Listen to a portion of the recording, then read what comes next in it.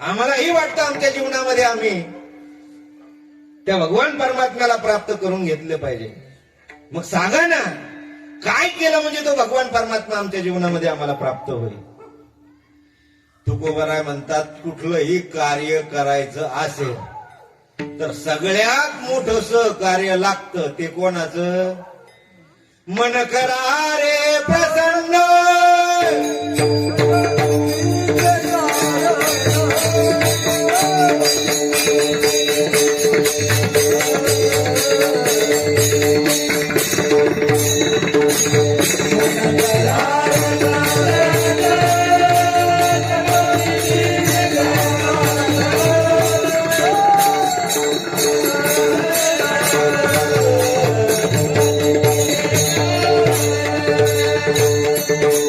मन करा रे प्रसन्न, मन करा रे प्रसन्न.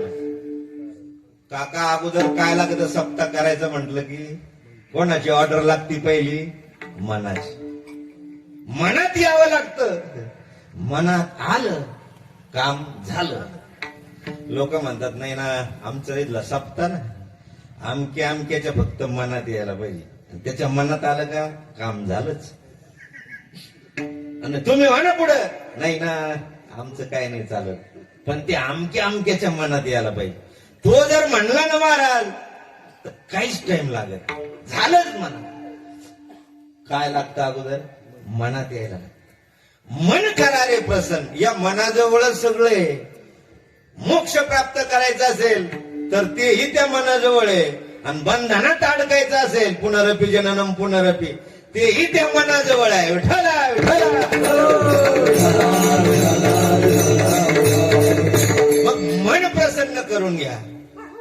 तुम्ही जर मन प्रसन्न करून घेतलं आणि तुमच्या जीवनामध्ये त्या मनाची जर प्रसन्नता जर तुम्हाला लाभली, कारण मनाचं असं आहे बाबा, त्याच्या सल्ल्याने घ्यावं लागतं. जरा मनाचं कसं आहे, त्याच्या जरा सल्ल्याने घ्यावं लागतं. मन म्हणजे लय मुडी माणूस. मन म्हणजे लय मुडी. लय मुडी म्हणजे एखादा उच्च पदस्थ अधिकारी असावा. उच्च पदस्थ, आपलं महत्वाचं काम त्याच्याकडे गुत्तावं, आणि तो मुडे असावा. मुडे असावा आणि आपली आपण फाईल घेऊन तीनदा त्याच्याकडे जावं. जात असतानाच ते विचार करतो, साहेब प्रसन्न आहे का? खुश तर असतील ना? घरून काही गृहमंत्र्याचं टेन्शन तर नाही ना? मग जर का गृहमंत्र्याचं टेन्शन असेल तर आपली फाईल पाहिल्या झटक्यात दरवाजाच्या बाहेर. मग त्यापेक्षा काय कर, जरा साहेबाचा मूड पाय.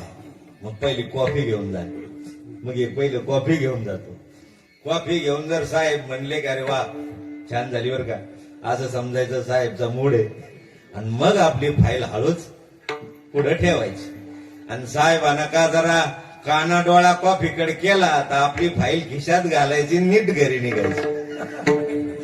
असा मुडी अधिकारी, तसं मन मुडी आहे. विचारसागरामध्ये शमदम जे सांगितलेत ना, हे सुद्धा याच्यावर चालत नाही. दम हा शब्दातच अर्थ सापडला पाहिजे.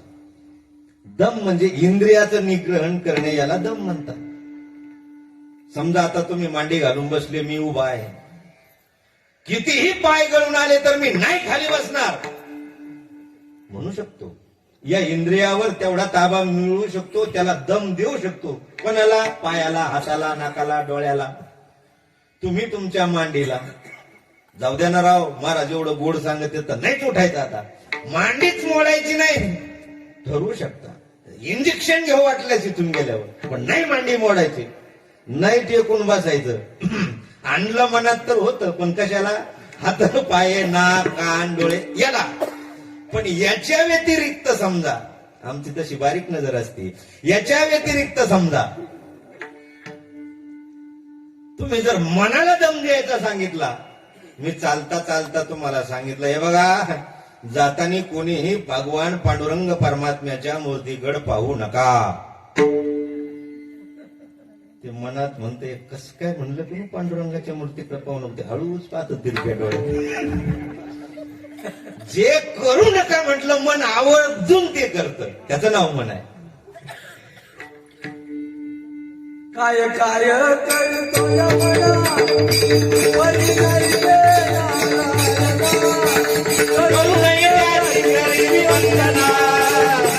पटनाने उमादली बली नाही गे नारायणा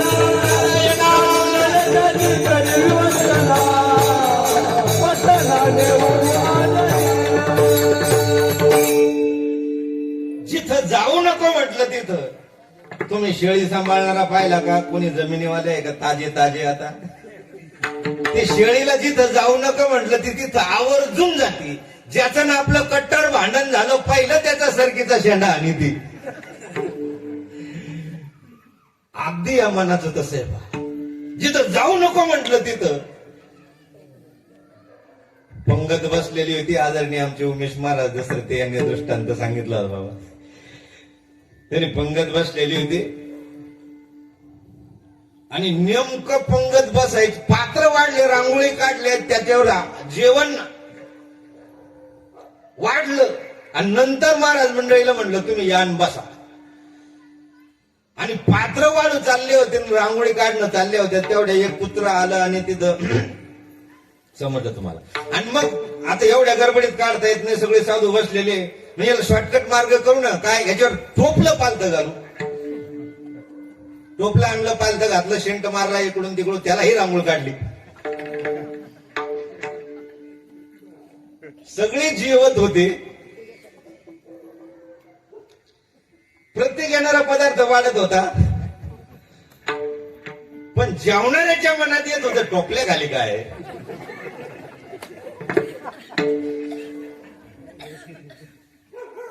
मनाचं सांगतोय, मन मन इतकं विचित्र म्हणे. अर्जुनाला सुद्धा भगवान कृष्ण परमात्म्याला विचारावं लागलं, अरे देवा या मनाचं काय करू. चंचलम हे मनात कृष्ण परमात्मा इतकं चंचल आहे, इतकं चंचल आहे.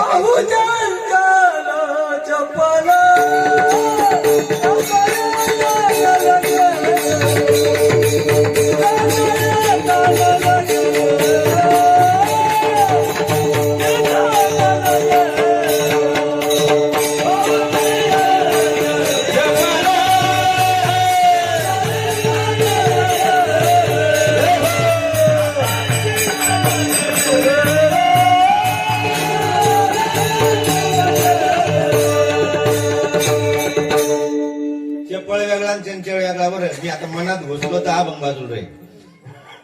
चपळ वेगळा आणि चंचल वेगळा. जो चपळ असतो तो चंचल नसतो, जो चंचल असतो ते चपळ नसतो. चंचल त्याला म्हणायचं जे एक काम धरतं ते अर्ध सोडितं दुसरं करतं, दुसरं धरतं ते अर्ध सोडितं तिसरं करतं, त्याला काय म्हणतात? चंचल. ते एक काहीच करत नाही. आळंदीत जातं, गेल्यावर पकवा स्वामीचा पकवाज ऐकतं, मग पकवा शिकायला पाहतं, मग तेवढ्यात लगेच कल्याण गुरुजीचं काय गायन ऐकतं. ते म्हणतं पकवाज काय खरं नाही, आता गायन शिकू. गायन शिकायला बसलं की मग आपले त्या टायमाचे वेदांताचार्य वाचस्पती पवार, जगन्नाथ अण्णा पवार यांचं कीर्तन ऐकतं. मग म्हणतं नाही हे दोन्हीत काहीच उरलेलं नाही गड्या, आता कीर्तन करू. 2-4 अभंग पाठ करतं आणि मग ते सनई ऐकत. कोणाची? बरोबर बरोबर बरोबर. त्यांची सनई. आणि ते म्हणतात हे तिन्ही काहीच नाही राव, काय तो माणूस सनई वाजवतो राव. आता सनई शिकायची. ते सनईचं देतो सोडून, ते सनई वाजवतो 2-4 दिवस घेतं पुंगाने, तोंडातून वाजण्याऐवजी नाकातूनच वाजते. ते म्हणतात याच्यातही काही उरलेलं नाही, एक काम करू, काय तबला वाजवतो राव, तोही गेला बिचारा, आता तबलाच शिकू. याला काय म्हणतात? चंचल. चंचल. 4 दिवस वडापाव विकित, वडापाव झालं की चहाची टपरी टाकीत. ते म्हणतं चहात काही खरं नाही, मग आता काय करू, आता मिसळपाव सुरू करू. मिसळपाव सुरू करून देतं. ते म्हणतात ह्याच्यात काहीच खरं नाही, गिरायकच भेट. 4 दिवस केले तुला कुठे गिरायक भेटल. हे चंचल. आणि चपळ त्याला म्हणतात. एक काम हातात घेतलं पटदिशी ते करायचं, मग दुसऱ्या कामाला लागायचं. त्याला काय म्हणतात? चपळ. एक काम उरकायचं मग दुसऱ्या कामाला लागायचं. हे चपळ आणि चंचल. पण हे म्हणजे ना, हे चपळ पण आहे आणि चंचल पण आहे. हे मनाजवळ असेल, हे दोन्ही करतं. तुम्हाला आता लगेच सांगितलं, पंढरपूरच्या पांडुरंगाचं अजिबात मंदिराचं ध्यान करायचं नाही. आणि इथं थांबा, मन मन मन इथं गेलं. पुंडलिकाच्या मंदिराचं कोणी आठवण काढायची नाही, मनात सुद्धा आणायचं नाही. गेले मला म्हणतात. हा इतकं चपळण चंचल आहे की त्यांनी पांडुरंगाचं मंदिर म्हणलं तर ते तिथं गेलंही आणि आलंही. त्यांनी अख्खं मंदिर नाही पाहिलं, पायऱ्याच पाहिल्या, काही जण काही ना कळस पाहिला. ज्यांनी जे पाहिलं होतं गर्दीत तेवढंच त्याला दिसलं, लगे कीर्तनात आलं. म्हणजे ते चंचल पण आहे आणि चपळ पण आहे. हे मन असं आहे बा. ते माकडाचं सांगितलं जातं म्हणजे ते एक माकड मर्कटस्य सुरापानो. मनाचं तसं आहे. कसं आहे ते माकड, मनाचं कसं आहे म्हणे, माकड आहे माकड पाहिलं ना तुम्ही. त्या माकड बरेच माकड दारू, म्हणजे माकड दारू पितात, पाळलेले माकड. मी पाळलेल्या माकडाबद्दलच बोलतो, कारण आता हे झाडा उड्या मारतं त्याला कोण दारू पाजतं, खरे की नाही. जे पाळलेलं माकड असतं घरातलं, मग उरलेली असते थोडीफार, ते माकड पित. आता काय करेन त्याचा मालकच काय करतो, पितो. मग त्याची उरलेली कोणी घेतली, माकडाने घेतली. मग काय गुन्हा आहे की माकडाचा नाही. माकडाने दारू पिली, माकडाने दारू पिली. मग आता दारू पेल्यावर मग माकड काय सोयीनं बोललं जरा, अजिबात नाही. शब्द किट्टी वर्गणी लागते महाराज, आत्ता घेऊन जा. आपलं कधी माझा वर्गणीला अजिबात नाही, लगे पहिली वर्गणी आपली. मग हे जितकं चंचल आहे तेवढ्यात नाही बाजूला विंचूड असलेला माणूस किती तेवढे आणतो. शांत बसवतो का, दडी घेऊन झोपवतो का, तुलाही घेऊ नाही. याच माणसाला, ज्या माकडाला पुन्हा विंचू चावला, आता पहिलं दारू पिलेलं किती एवढे आणतं, त्याच्यात जर विंचू चावलात मग दुप्पट झालं की नाही. आणि तेवढ्यात त्याच्या अंगात भूत शिराव. इतकं सगळं करून ते माकड जेवढं नाचणार नाही इतकं मन नाचत. विठाला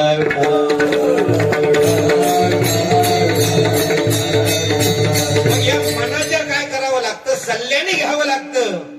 ते मन तुम्ही प्रसन्न करून घ्या.